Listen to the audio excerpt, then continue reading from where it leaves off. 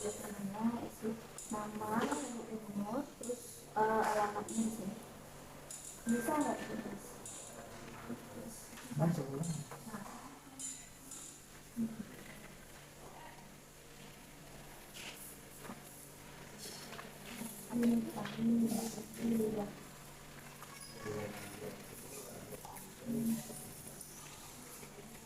Masuk. Ya.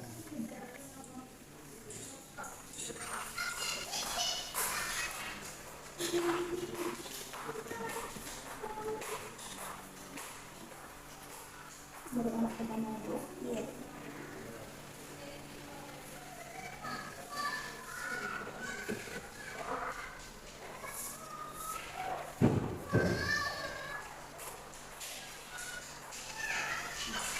Ada soalnya untuk isi dulu besar.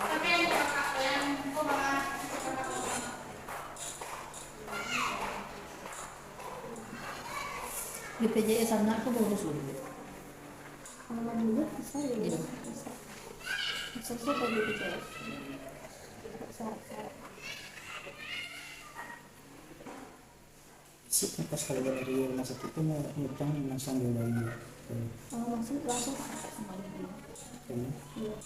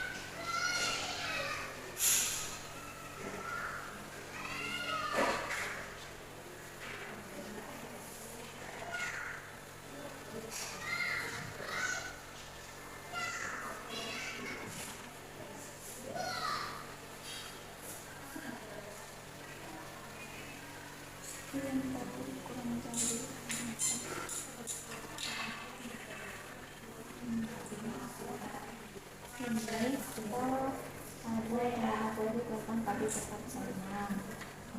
Ini bisa di sini KB pasca persalinan itu KB yang dipasang segera setelah persalinan. Jadi habis melahirkan bisa langsung dipasang KB-nya. Setelah hari-hari lahir 10 menit setelah hari-hari lahir itu udah bisa dipasang sampai dengan 42 hari setelah melahirkan. Nah itu selama rentang dari sampai 40 hari setelah melahirkan, kalau KB-nya dipasang itu adalah KB pasca persalinan namanya. Kalau sudah lewat dari 42 hari setelah melahirkan, itu bukan lagi namanya KB pasca persalinan. Nah, tujuannya bisa dibaca di sini ada banyak. Yang pertama, mengatur jarak kehamilan dan mencegah kehamilan yang terlalu dekat. Karena kalau kehamilan yang terlalu dekat itu berisiko untuk bayi dan ibunya nanti. Apalagi yang sekarang kan harus menjarakkan kehamilan itu minimal 2 tahun. Karena minimal jarak 2 tahun itu proses penyembuhan bayi kita setelah melahirkan itu butuh waktu yang cukup lama. Nah, jadi kalau 2 tahun itu sudah cukup bagus untuk kembali hamil lagi, sudah mulai bagus rahimnya lagi.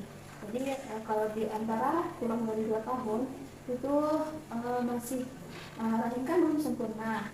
Kalau hamil lagi nanti resikonya lebih besar, bisa perdarahan, plasentanya lengket, bayinya berkembangnya tidak bagus. Jadi makanya disarankan itu hamil lagi setelah lebih dari 2 tahun. Nah, terus jenis-jenis dari kabel pasca persalinan itu artinya ada. Yang pertama itu IUD. IUD ini sebenarnya spiral, itu dipasang di dalam rahim. Nah, ini ada gambarnya di sini. Nah, ini untuk rahim kita. Ini ada IUD-nya, alat kabelnya seperti ini, bentuknya seperti huruf T, itu dimasukkan ke dalam rahim. Jadi dia menutupi saluran rahim. Kalau IUD ini dia tidak menggunakan hormon, jadi aman untuk ibu yang menyusui. Terus dia jangka panjang dan lebih dari bisa sampai ada yang 3 tahun, dari 5 tahun dan 10 tahun untuk masa pakainya. Dia dilepas bisa kapan saja. Kalau misalnya 3 tahun ibu mau hamil lagi bisa langsung dilepas. Terus dia nggak pakai hormon, jadi itu tidak mengganggu ASI, jadi bisa untuk ibu yang menyusui. Terus yang di bawahnya itu namanya steril. Steril ini jadi dia nggak bisa hamil lagi kalau sudah pakai steril. Biasanya itu untuk ibu yang sudah usianya lebih dari 40 tahun, anaknya sudah terlalu banyak, karena berisiko lagi untuk hamil di atas 40 tahun kan. Nah, sterilnya ada untuk yang wanita sama pria. Kalau yang wanita ini saluran yang ini dipotong, jadi nggak bisa hamil lagi. Kalau yang pria di sini dipotong untuk KB steril. Terus kemudian ada implan. Implan itu yang dipasang di lengan. Nah, itu masih pakai 3 tahun dan mengandung hormon prolaktin namanya. Nah, kalau implan ini bentuknya kecil, ada 2 batang kayak ini seperti ekor, nanti dipasangkan di lengan. Itu bisa dipasang langsung setelah melahirkan, sudah bisa dipasang. Sama dan ini juga bisa dipasang setelah melahirkan. 10 menit setelah kakaknya lahir, adik-adik itu lahir, bisa langsung dipasang IUD kalau ibunya mau. Ini ibunya operasi ya. Kalau operasi bisa juga dipasang dalam ruangan operasi, sudah bisa dipasang. Lebih bagus lagi dipasang di situ, jadi nggak terasa. Terus implan ya, walaupun dia mengandung hormon, implan dia tidak mengganggu ASI. Walaupun ibu menyusui pakai implan, dia nggak berpengaruh pada ASI. Ibu ASI itu ketebalannya tidak berkurang. Lalu ada suntik yang bisa dipakai untuk kabel pasca persalinan itu suntik 3 bulan. Nah, mereka ada 2, suntik 1 bulan sama 3 bulan. Kalau yang suntik 1 bulan itu dia mengandung 2 macam hormon, yaitu estrogen dan progesteron. Karena dia mengandung 2 hormon ini sehingga dapat mempengaruhi ASI. Jadi ASI-nya berkurang kalau kabel 1 bulan. Kalau sedangkan yang 3 bulan dia nggak mengganggu ASI, pokoknya ada satu aja. Kalau 1 bulan kan sifatnya sekali sebulan, 3 bulan setiap 3 bulan sekali. Terus kalau yang suntik, khusus yang suntik ini bisa dipasangnya setelah 42 hari, belum bisa disuntikkan sekarang. Kemudian ada lagi pil juga mirip dengan suntik. Dia ada pil yang khusus untuk ibu menyusui sama pil yang biasa. Pil yang untuk ibu menyusui ini mengandung 1 hormon saja sehingga tidak mengganggu ASI. Kalau yang pil yang biasa itu mengandung 2 hormon yang bisa mempengaruhi ASI sehingga ASI-nya bisa berkurang. Jadi kalau itu harus pil khusus untuk ibu yang menyusui, namanya pil. Iya, untuk ibu menyusui. Terus dari penjelasannya ini ada metode amenorrhea passing. Ini termasuk KB alami. KB metode amenorrhea passing ini KB alami. Dia bisa dipakai kalau ibunya menyusui eksklusif. Jadi harus eksklusif selama 6 bulan tanpa dikasih formula, tanpa dikasih air putih bayinya, tanpa dikasih madu atau segala macamnya. Kalau udah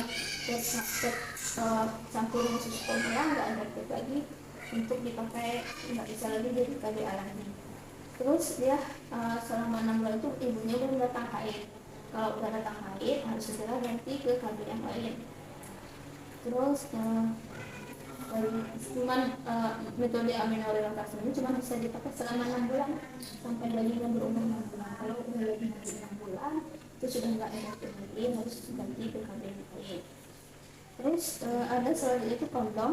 Kondom ini termasuk kontrasepsi pendek, dia yang pakai alat. Jadi yang pakai kondom ini untuk yang laki-laki.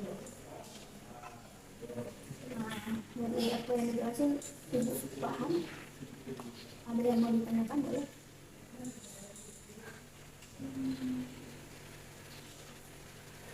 Tapi kalau yang suntik KB dulu bisa Saya ibu pakai yang pakai kalau yang 1 bulan ya memang bagus kan, teratur, haid teratur. Kalau yang 3 bulan kan sekarang haidnya jarang gitu kan. Nah, tapi dia tidak mengganggu ASI, sedangkan yang 1 bulan ya mengganggu ASI ibu dia berkurang kalau ibu menyusui. Bagus, lebih bagus yang 3 bulan daripada yang 1 bulan kalau untuk ibu menyusui. Ibu ini menyusui kan, tapi belum masih kurang ASI.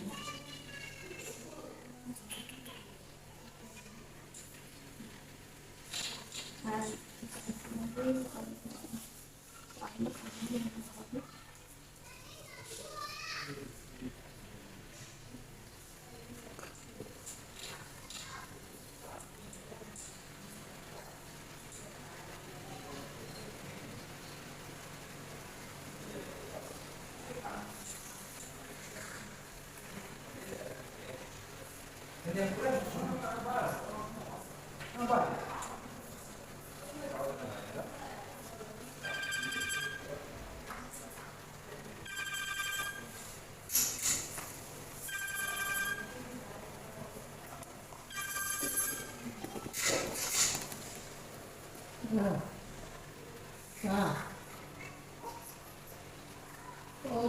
taruh di belakang di radio Yudi ya Saya apa dia kalau dia si pit na bang jongpian. Sampai ruang kebidanan. Ruang kebidanan. Saya dari ujung. Baik. Ya.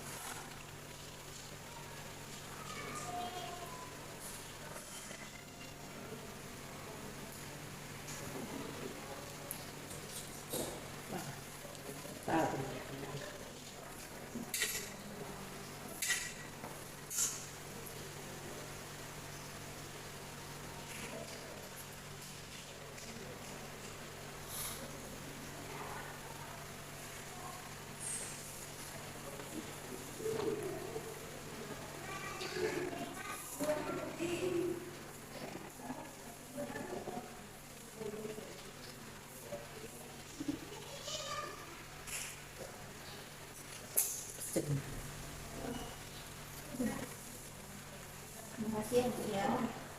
Ini risetnya bisa dibawa pulang, jadi baca-baca ya.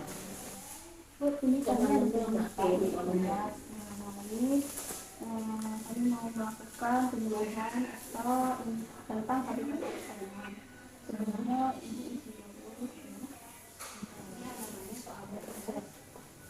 dulu. nama, umur, jelas, alamat, baru isi soalnya. Dan saking berbeda-beda kalau dia berhenti ya gitu.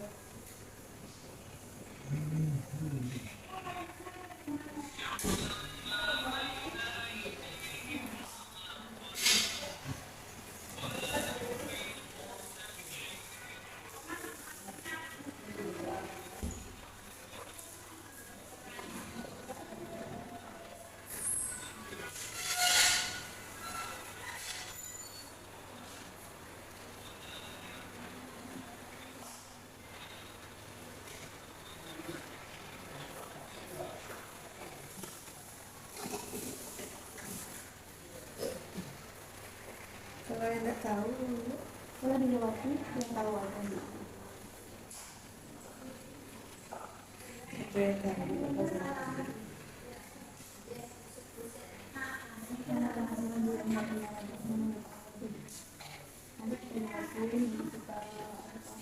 Gizi dan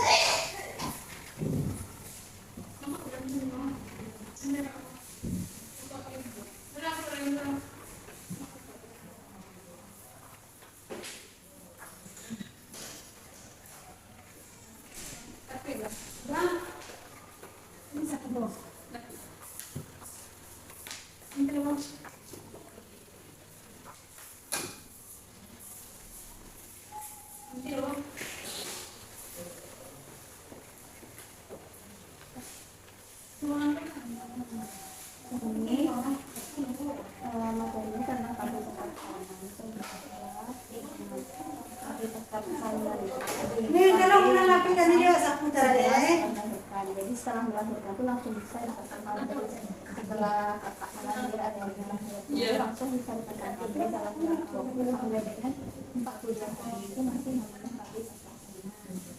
Kalau dipasang setelah lebih dari 40 hari nggak masuk lagi kapasitas salinan. Jadi terus ya tujuan dari kapasitas salinan ini bisa dilihat di sini. Ada tujuannya yang pertama kan untuk mengatur jarak kehamilan. Jadi setelah melahirkan itu sekarang wajib mengatur jarak kehamilan itu minimal 2 tahun. Nah gunanya kalau kita langsung hamil, nggak pakai KB langsung hamil, terus organ reproduksi kita kan belum sembuh sempurna, rahim itu belum sembuh sempurna. Jadi kalau dilakukan kalau hamil di masa setelah melahirkan kurang dari 2 tahun itu menimbulkan banyak risiko nantinya seperti kecelakaan, plasenta yang lengket, makanya dianjurkan untuk menjarakkan kehamilan itu sampai minimalnya 2 tahun. Jadi selama 2 tahun itu ibunya bisa berkati dulu. Terus yang kedua tujuannya untuk mencegah kehamilan yang tidak direncanakan, lalu untuk menjaga kesehatan ibu dan anak. Jadi dengan ibu BKB, jadi kesehatan ibunya jadi lebih optimal untuk ditingkatkan gitu. Terus untuk pelatihan ke anak keluarga juga jadi lebih bagus. Nah ini ada jenis-jenis KB yang bisa dipasang setelah persalinan. Nah ini namanya IUD atau disebut spiral. Bentuknya seperti huruf T ini. Nah ini adalah bentuk rahim kita dimasukkan ke dalam rahim, jadi tidak tertutup menutupi saluran ini. Kalau IUD ini dia tidak menggunakan hormon, jadi aman untuk ibu menyusui. Terus dia jangka panjang sampai 10 tahun. Nah, terus yang kedua ini itu steril. Steril itu ada untuk perempuan dan untuk laki-laki. Kalau steril itu tidak bisa menyusui ibunya. Biasanya itu untuk orang ibu yang sudah umurnya lebih dari 45 tahun, sudah berisiko, laki-laki dan anaknya juga sudah banyak, jadi dia diizinkan pakai yang ini. Kalau ini kan saluran akhirnya ini dipotong, kalau untuk wanita kalau laki-laki yang ini yang dipotong. Terus yang ketiga ada implan. Implan ini bentuknya kayak kotak kecil sini, itu dipasang di lengan. Itu juga jangka panjang. Kalau implan dia pakai hormon, tapi walaupun dia pakai hormon, dia tidak mengganggu ASI ibunya, jadi nggak mengurangi ASI. Hormonnya itu hormon yang tidak mengganggu ASI, jadi aman juga untuk ibu menyusui. Implan juga bisa dipasang langsung setelah melahirkan. Lalu ada suntik. Kalau suntik ada dua, ada suntik 3 bulan sama suntik 1 bulan. Kalau yang suntik suntik 1 bulan itu dia dapat mengganggu ASI karena dia mengandung hormon. Hormonnya itu ada 2 macam, hormon progesteron sama estrogen. Kalau yang suntik 1 bulan itu dia dapat mengurangi ASI. Kalau yang 3 bulan dia juga mengandung hormon, tapi hormonnya cuma satu, yaitu hormon progesteron. Jadi dia nggak mengganggu ASI. Terus ada pil. Kalau pil sama juga seperti suntik, ada yang mini pil khusus untuk ibu menyusui, ada yang pil biasa itu untuk yang tidak menyusui. Karena yang pil yang biasa itu mengandung 2 hormon yang dapat mengganggu ASI. Sedangkan kalau mini pil dia khusus menyusui, dia hanya mengandung 1 hormon progesteron aja, sehingga tidak mengganggu ASI-nya dan bisa dipakai untuk ibu yang menyusui. Nah, terus yang terakhir ada ini metode aminorelatasi. Kalau metode aminorelatasi ini untuk ibu yang menyusui eksklusif. Jadi dia menyusui eksklusif selama 6 bulan itu dapat menjadi KB alami. Syaratnya itu harus eksklusif, bayinya harus eksklusif, tidak boleh pakai susu formula, tidak boleh pakai minum air putih, memang tok ASI saja. Kalau udah pakai susu formula gagal, ini nggak bisa dipakai. Terus ibunya belum halangan selama 6 bulan itu nggak halangan, itu efektif ya. Kalau datang halangan sebelum 6 bulan berarti gagal, yang ini nggak bisa dipakai. Terus ganti PKB. Terus yang terakhir ada kondom. Kondom ini kontrasepsi jangka pendek, dia termasuk metode barrier. Ini dipakai pada pria. Bu, ada yang mau ditanyain? Enggak. Sudah paham apa yang dilakukan? Ibu rencananya ada mau pakai apa? Belum. Enggak. Ini anak yang berapa ini? Anak pertama. Anak pertama. Sebaiknya setelah kalian langsung beradu dan nggak kebobolan, jadi bisa mengatur jaraknya. Terus ini tadi yang ibu begitu ya, isi soal Kalau implan itu pengaruh kayak susu ibu udah. kalau implan enggak. Nah, Kalau implan enggak mempengaruhi. Yang mempengaruhi itu suntik 1 bulan sama pil. Ya IUD juga bagus, nggak mempengaruhi ASI. Itu lama lagi, lama dan jangkanya. Tapi bisa dilepas kapan saja bisa.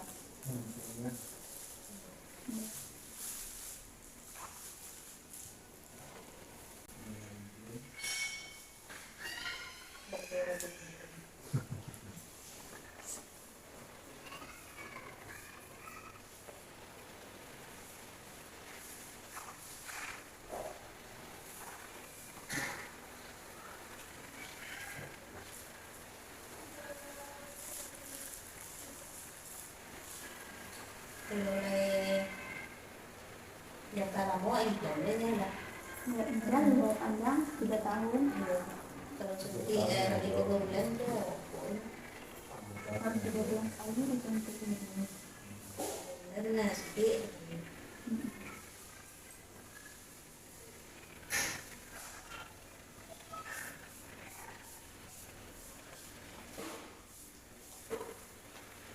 Tapi Lolo bisa pakai KB ada Bu. Kini lah bisa. Bisa. Sekarang langsung disapil, mau bisa langsung dimakan. Kalau suntik harus 40 hari, lebih dari 40 hari kalau suntik. Kalau implan bisa dipasang langsung.